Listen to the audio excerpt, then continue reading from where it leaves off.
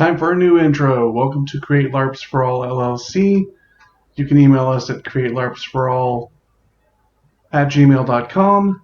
Like, share, subscribe, dig into the content. Eventually there's going to be a website. If you'd like to help out, if there's any way to do so, there'll be something in the description. Still trying to figure all this out. Hope you enjoy the video.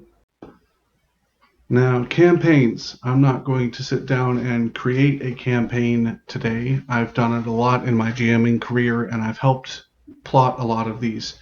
But campaigns should be broken down into modules, field battles, and a series of skill challenges. These are longer stories.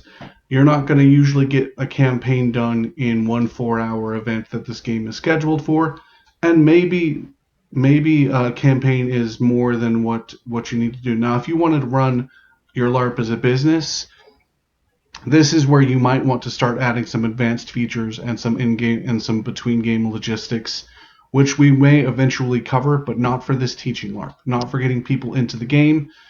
A longer campaign, you're going to have to do some of this bookkeeping yourself or reach out to us. But campaigns are great for having a consistent story, having things that build, having players influence the world in larger ways.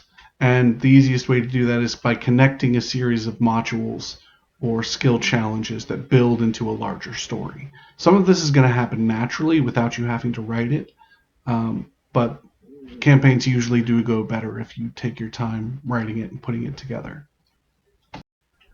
Now, on to the story and setting of Create LARPs. This is like our basic setting.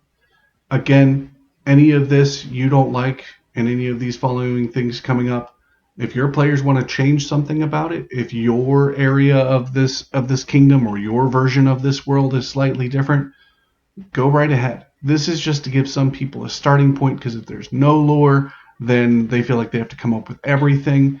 And that's what I found with some of these games that are like create your own LARPs that are out there already, some of them for free that are really good. They don't give you anything to start with. They're like, oh, you have to just make it all up from scratch. Not here. You're in a small kingdom of Frond. It has a king.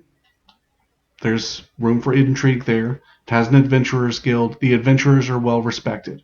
All the players in this game are part of the adventurers guild. That's the only part of the backstory that I think should remain consistent. That gives everyone a starting point. You don't have to worry about starting in a tavern. You're all part of the guild. Now, about the Kingdom of Frond itself, it is a small nation of of farmers, maybe a few noble people, and they have a lot of deals and pacts with the larger nations around them. They don't have much of a standing military.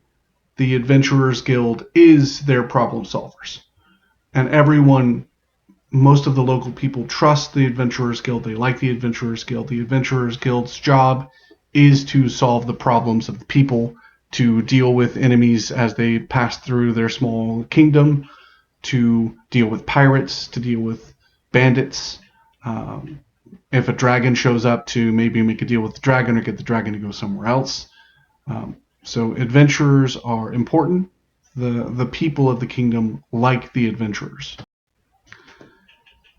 Now, at the academy, that's where players will pick their 10 and 2 5s, and then they can be around the guild masters that I'm going to mention coming up. I'll probably have one where I just read the list, but generally, if you're using different skills or a different setting or a different thing, different world, you should have a guild master that has a 10 in each skill to be able to teach the players what's going on.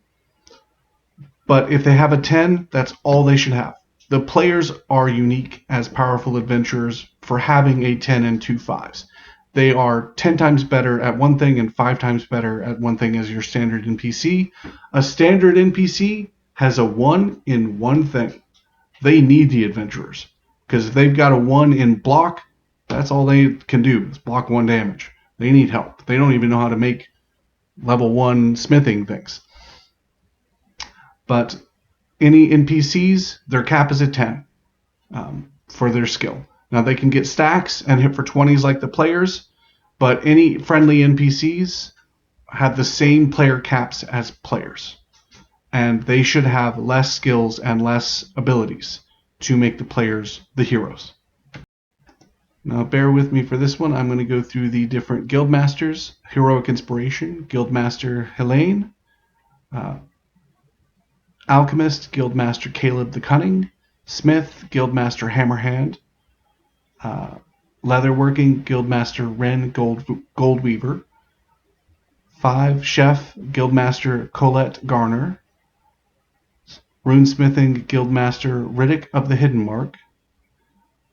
Reform and Renew, Guildmaster Elowin Shadowcaller. Font of Healing, Guildmaster Marin. Melee Weapon, Guildmaster Big John the Silent. Ranged Weapon, Guildmaster Leanna Swiftfoot. Magic Melee, Guildmaster Thalon of the Hidden Hand.